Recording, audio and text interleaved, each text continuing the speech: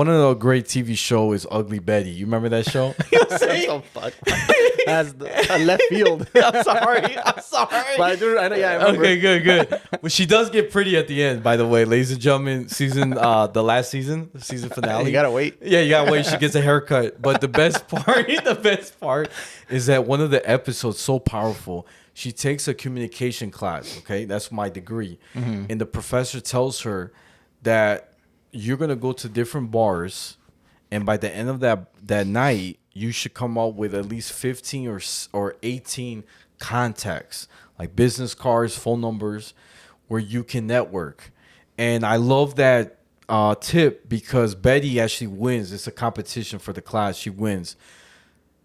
That's how you got to look at when it comes down to network. When I go to a place, I already have in my brain how many numbers I'm going to get or business cards by the end of this day. What's up, everyone? Welcome back to the Film Goals Podcast. Today is our 50th episode, so I had to bring my boy, David Montalvo, a.k.a. Yakov. What it do? What's up, bro? Thanks for coming on, man.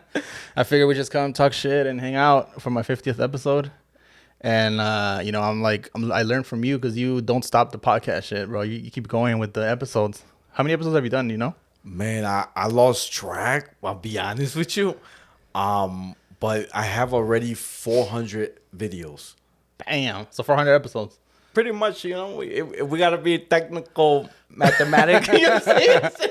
I never passed second grade, but yeah, I think you're right. You know what I'm saying? Okay, that's cool, bro. Yeah, so I was like, you want to come on for the 50th and we'll just hang out, Thank you. Tell the people what you've been up to, bro. Man, it's an honor. First, I want to say, brother, it's an honor. I get sad with this kind of stuff, because you know what I'm saying? It's sentimental. Yeah, sentimental, man, because Espíritu Santo, but real talk, like it was just so nice that for those who don't know, my brother Angel came over to my house, and basically I had what I like to call soul session, and I had a bunch of men, different walks of life, different religions.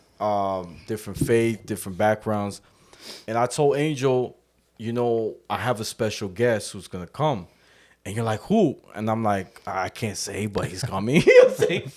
So he comes, really tall, cool guy. He brought his belt, which is really awesome. For those who don't know, is David Montalvo. And he is a 3-time world champion for Power Slap. Real humble guy. We had pizza, wings. And it was nice because all of us got to share a story or something related to what I was talking about, that lesson about jealousy, right? Yeah. And it was so cool because a lot of things happened, right? Damien, after the show, we took pictures, but he got to share at that dinner what got him into Power Slap, the behind the scenes. Mm-hmm. And it was cool because he was the main card event of that week. Yeah.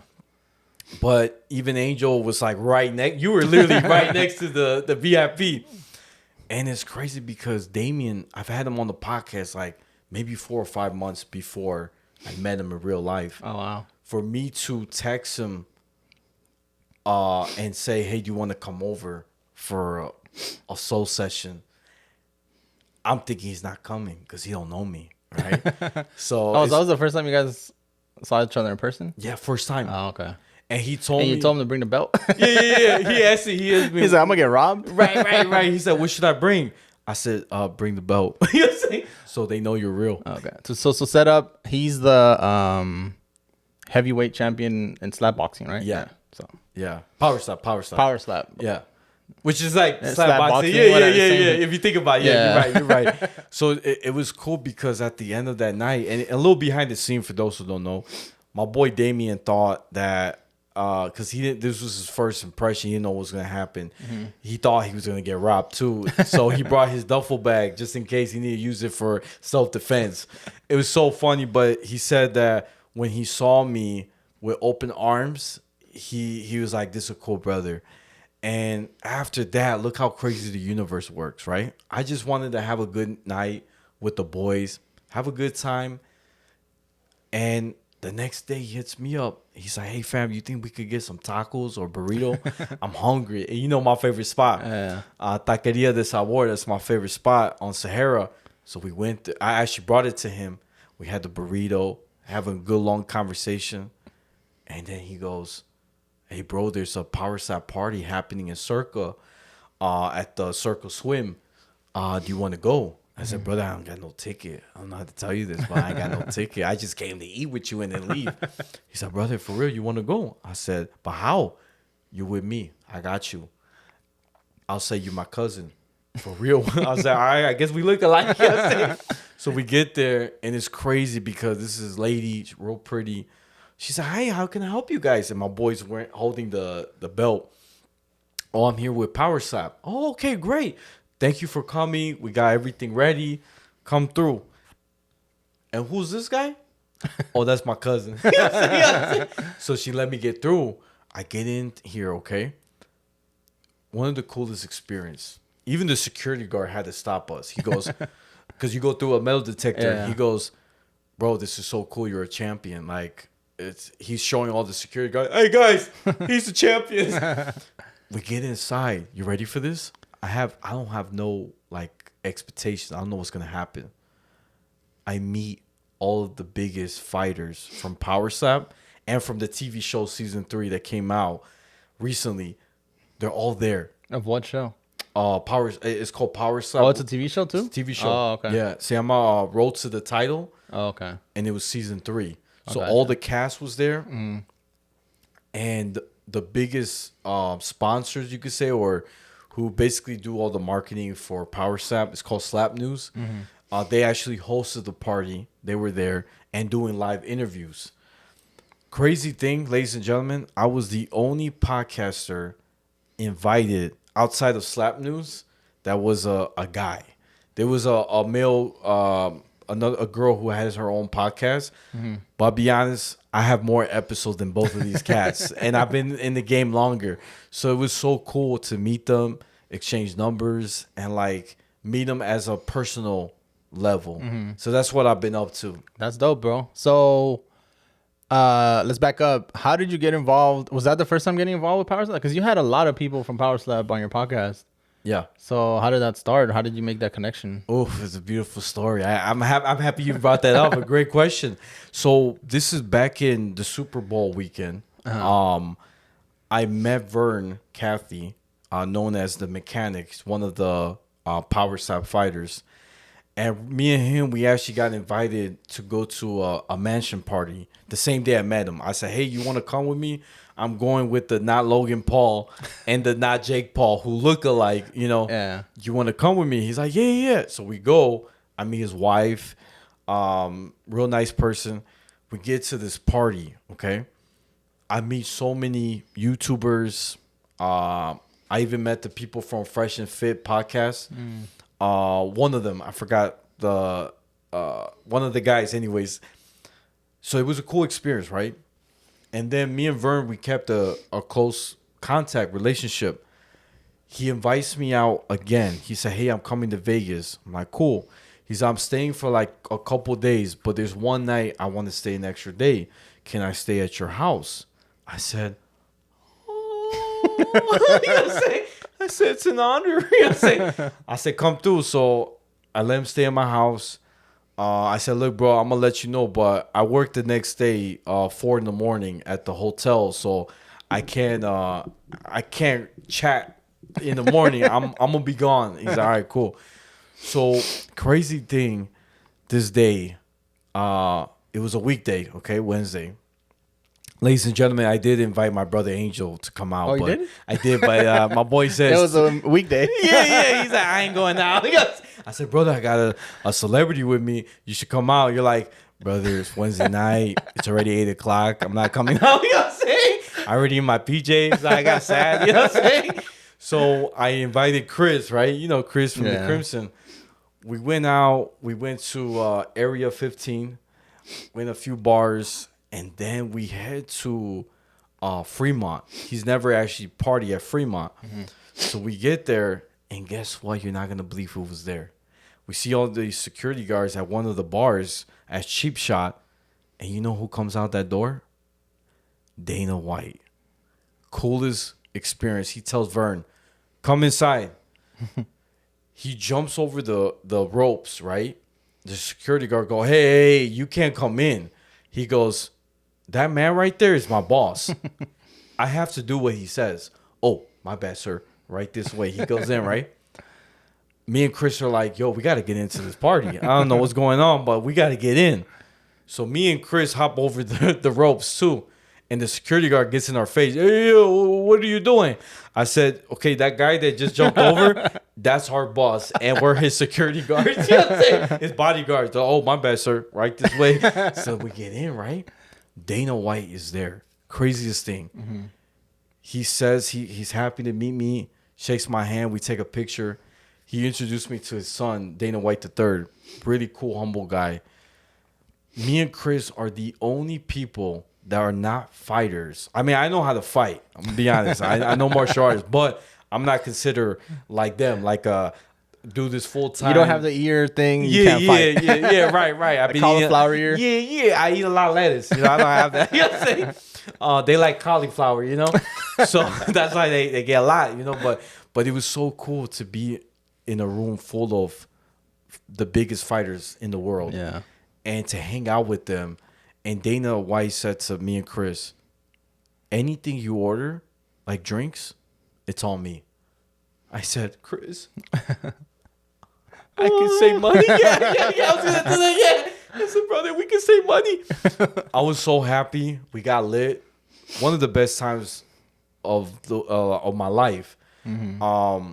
You know, so that's how I really got involved with the fighters. Power Slap. Through that experience. Yeah. For people who don't know, Dana White owns Power Slap. Yeah. Right. So yeah, that's dope, bro. So then you started just reaching out to the fighters and telling them to come on the podcast. How many people you had on the podcast so far? Already 20. 20 Power Slappers? 20. Bro, that's crazy. They're all the episodes are out? All out. Okay. I got another one coming out in 2 weeks from now. Mm-hmm. He actually got an award for being the Rookie of the Year. Luke Simmons, if I'm not mistaken, he's the next one. He actually is gonna fight at Saudi Arabia, so that's huge. It's gonna be like the end of January 31st, I think. But yeah, it's just crazy how when I met them in that party, instead of asking for their Instagram, I just got their phone number because I knew that. Imagine you're a pro fighter, you're probably getting 300 DMs every day. Mm-hmm. So to stand out, get their number. Yeah. And if they don't answer, they didn't pay the phone bill. You know what I'm saying? So have you been to the fight yet? You went to your boys' fight, right? For the heavyweight. Yeah. Okay. How was it? So cool, bro. Be honest with you, one of the best experience ever. Met a lot of famous YouTubers. They were there. Vaughn. The famous Vaughn from the comedian Theo Vaughn, yeah. Theo Vaughn, I remember. I saw that picture. Yeah, he was there, man. I mean, he I'm not gonna lie. You didn't get his number? I didn't get his number. I didn't lie. Bro, you have Theo Vaughn in your podcast. You blow up. I retire tomorrow. Okay. You know what I'm saying? There was like some other people I'm trying to remember that I saw there. Really cool, laid back. It's not coming. Oh, I met Islam. He is one of the first Palestinian UFC fighter to win the whole world champion title. Oh, okay. Cool thing, ladies and gentlemen, is that when I saw Islam, okay, for those who don't know, I'm Jewish and my brother is Palestinian, the UFC fighter. It was nice that when all the security guards were basically cornering him, like making sure he doesn't leave the circle, I just went through it. I'm skinny, I get through. So I got through like butter, and I basically went to Islam. I said, Salam alaikum, my brother. I'm Yaakov, what it do? And he's like, alaikum salam, brother. I said, cool. And it was I got to be honest, ladies and gentlemen, this was a very powerful moment because with the war going on and to see two people of different faith, different backgrounds, him being Muslim, I'm being Jewish, coming together, shaking hands and taking a picture and smiling, it shows that we want love. Mm-hmm. We want peace. We want brothers to come together. And I think that was a beautiful moment. I feel like right there, we're changing history. That's cool, bro. Thank you, brother. Thank you. Yeah, man.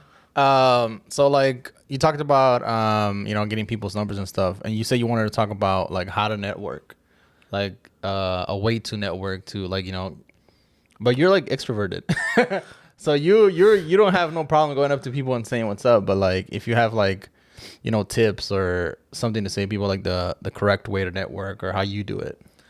I say the one tip I can share, right? I learned from one of my. You guys are gonna laugh at me, but don't laugh too loud. One of the great TV show is Ugly Betty. You remember that show? So fuck. That's a left field. I'm sorry. But I do. I know. Yeah. I remember. Okay, good. But she does get pretty at the end, by the way, ladies and gentlemen. The last season, the season finale. You gotta wait. Yeah, you gotta wait. She gets a haircut. But the best part is that one of the episodes so powerful. She takes a communication class. Okay, that's my degree, and the professor tells her that you're gonna go to different bars, and by the end of that night, you should come up with at least 15 or 18 contacts, like business cards, phone numbers, where you can network. And I love that tip because Betty actually wins. It's a competition for the class. She wins.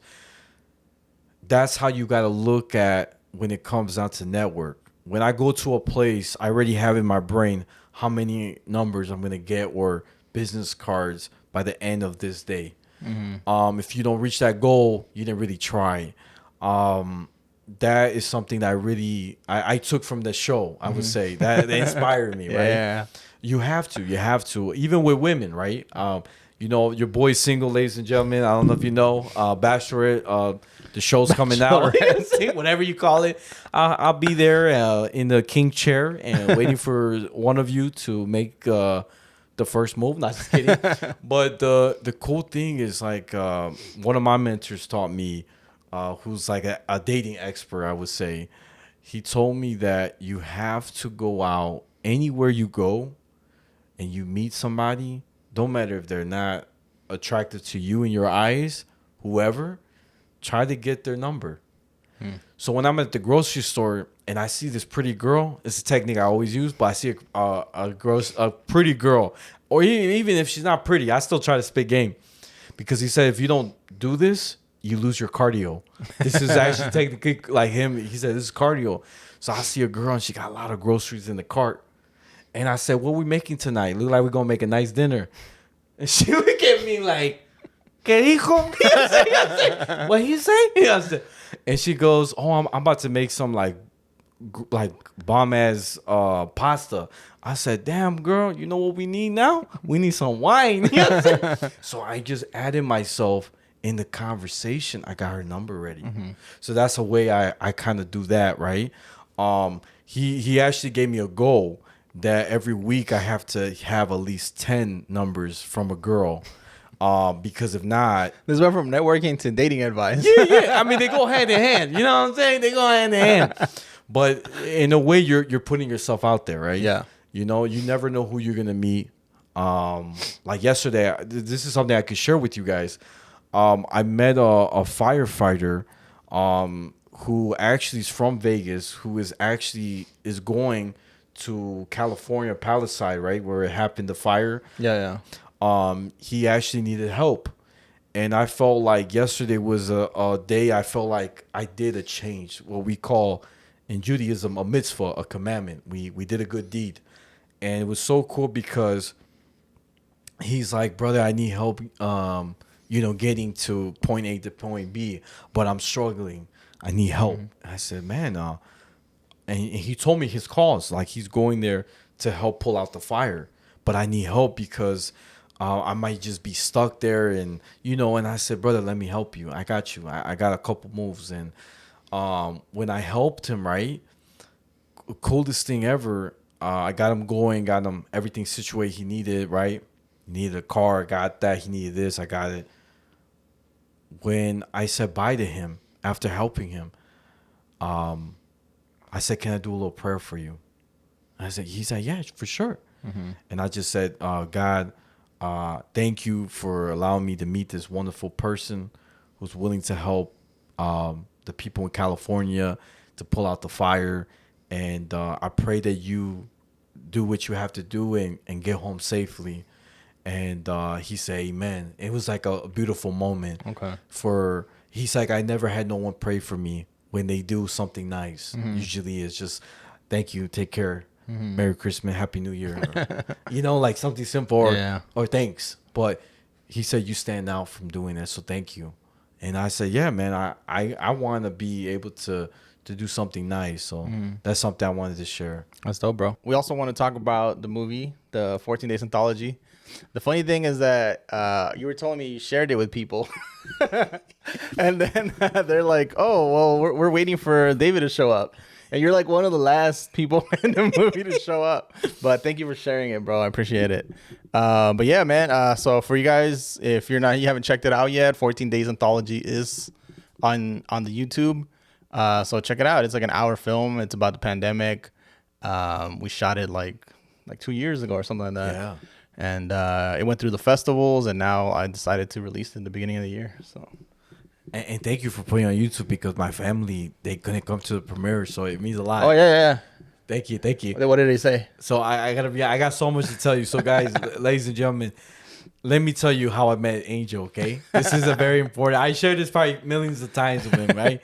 So crazy thing. In the rule of acting, you're not supposed to. Yes, you could talk to the director, but you're not supposed to ask a lot of questions. He's busy with the production, with the camera people, with the actors. He has a lot of plate, and I broke every rule. Okay, I got there 2 hours early. You know what I'm saying? He was just there waiting for everyone, right? And I said, how you doing, director? Thank you for having me on the movie. I'm so excited. So he goes, oh, yeah, of course. And I said, can I talk to you for a second? You're like, yeah, what happened?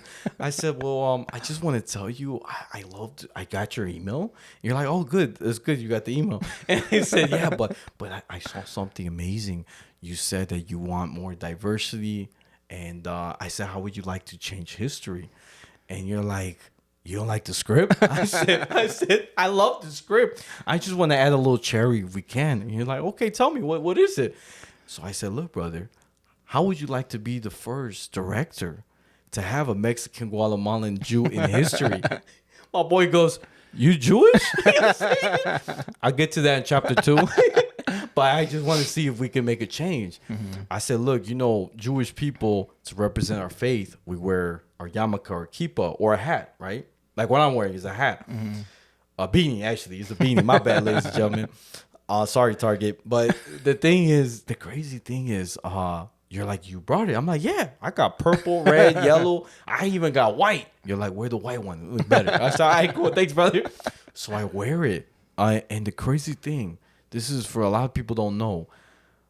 It was amazing that you were open to a new idea, right? Yeah. You could have said no and said, all right, take care.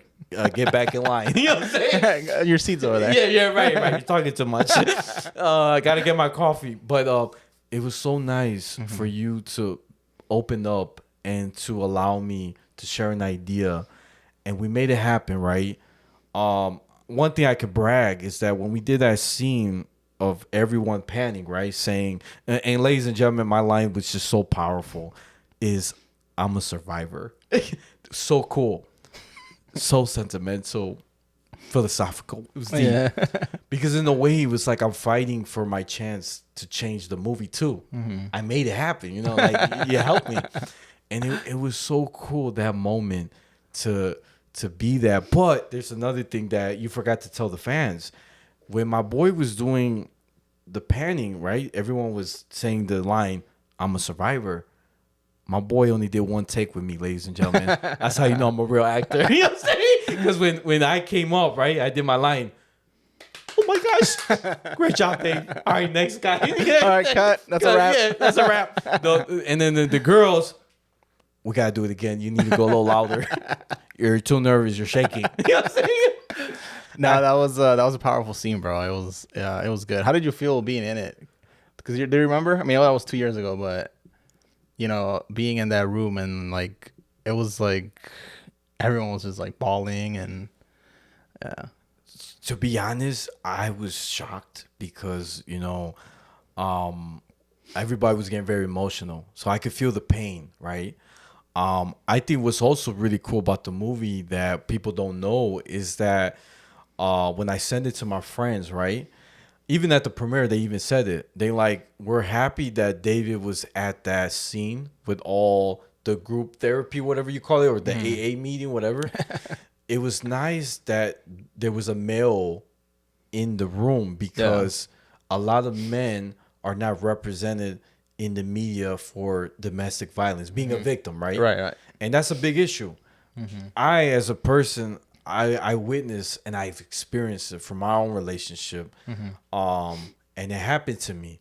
And the fact that I was in that room and I could relate to these girls, I was like, yo, this is pretty cool. Like, I understand what you're going through, right? It's a little different for a guy because you can't hit the girl, right? Right. And it was just terrifying. It did bring me back to a moments with my ex where if we had a problem, she would break everything around me. She'll start pushing me, locking me out of my house. I can't even get back in. Yeah. And like making a scene. And it's just like, yo, let's just talk as humans. And it doesn't even have to be like physical, like where you're saying locking you out, breaking your shit. Like that's abuse as well. Like it's not just physical, like where a girl will just like smack you around or whatever. Yeah. It's doing that kind of shit. That's also abuse. So Right. yeah.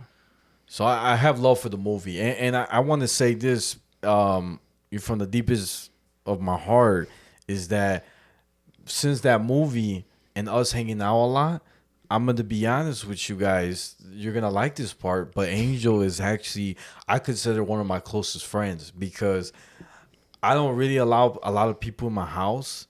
And to be honest, having you came a few times already. Yeah. But what I always say is when we break bread at someone's house, your family at that moment. Yeah. Appreciate it, bro. Gracias. Always. I'm here Monday through Friday. All right, bro. I love it. So 2025, man. What you got going on? You got any plans? Another book? What? I do. I'm working on my second book. I gotta, put a little more discipline, but I got more stories to share now. Yeah. Which is great. 2025, right? That's a big goal. I am trying to have a new diet, trying to lose weight. I've been telling you. Your boy, guys, I know I gained weight from last time you saw me. And the camera, technically, right? The camera adds 10 more pounds. So I got bigger. So please stop shining the light. But I do want to, cut on weight and stay more healthier. I've been eating a lot of out. So I want to change that, right? I think that's a big focus. And right now, I'm going to be honest, I'm not looking for any girl right now. Be honest, if I have to be real, I think right now I want to focus on myself. And when I feel like I want to have somebody with me, have a companion. But if I'm not in that stage right now, mindset wise, right? Yeah. I want to live long. I don't want to die before we had the first date. I want to get there. You know what I'm saying? I got to take care of myself Health first, yeah. Yeah. Because then what they say, if you can't love yourself, you can't love anybody else, right? True. So you got to start from within. So I'm trying to bring out to the universe. And I've been praying too for my girl. So like sometimes I'll be praying like in my car, right? I got to play some cool music like what's that song called? If I was it was if you ride sorry, I can't get the word, but sorry guys, I know the remix version. But when I pray, I say, God, wherever my girl is, keep her safe, help her find that inner peace, and let her know I'm there for her when the time's right? If you manifest, you believe it, God's going to provide to you. I don't know how, I don't know when, I don't know the time, but it's going to happen. So when you do that, you don't chase women no more. You're not looking. All right. Women like when you're not chasing them. They like it when you have things going for yourself. You're keeping yourself busy, right? More dating advice from David. Yeah. Thank you. What about professionally, bro? What you got going on this year? Like the podcast, anything like? Man, I would say the podcast. Do you ever take breaks? I don't. That's crazy, bro. I don't. I tried. My goal is to do still 5 to 7 episodes a week, like record. And there's been days where I had a friend that passed away. I had someone in the family died.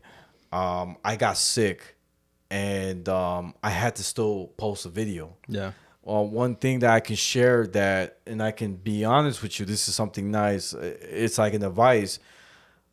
But when it comes down to YouTube, TikTok, Instagram, who knows, we'll still have TikTok. Yeah. But when you use social media and you post your videos, people like to see consistency and you being persistent, right?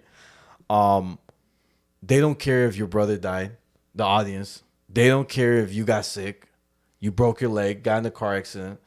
They care about the video that gets uploaded the same day, same time. That's how they think. Something I learned from one of my mentors too is like, you gotta still post it. Yeah. And it's so hard. Sometimes, bro, I'm not gonna lie. I'm like, I don't want to do nothing. But I have to say to myself, they're waiting for it. And behind the scenes of the camera, you don't see I'm hurt. You don't see when I'm angry. You don't see when I'm in peace. But in the camera, I'm smiling. I'm shining. Yeah. But outside the camera, David comes out. The real David that, life goes up and down. you know? Try to catch the clouds. But all right, man. Well, thanks for coming on the podcast, bro. 50th episode. So thank you for being here, sharing some gems. So check out David on Instagram. And if you're a Power Slap fan, go check out those episodes with the Power Slappers. We'll see you next time. Peace.